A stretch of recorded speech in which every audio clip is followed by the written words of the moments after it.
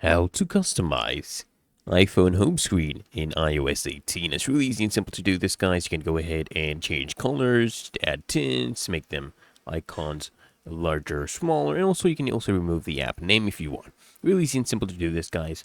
What you're going to do is come to your home screen, and you just want to go ahead and tap and hold the home screen background some empty area until the icons begin to jiggle, and you'll see two options, right? You will see this edit option right here. Just want to go ahead and click on that. And then you just want to click on customize. And once you click on that, you'll see many different options right here. You can either make the icons bigger or you can leave them to be small. Okay. And the names of the large apps disappear in the large one, by the way.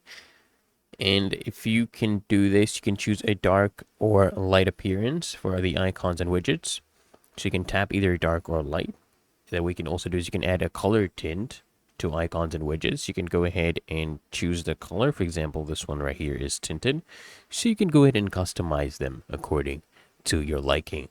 It's really easy and simple. So I hope this guide provided value to you. And if it did, consider smashing the like button as well as subscribing to frequently asked questions. I'll see you guys in the next one.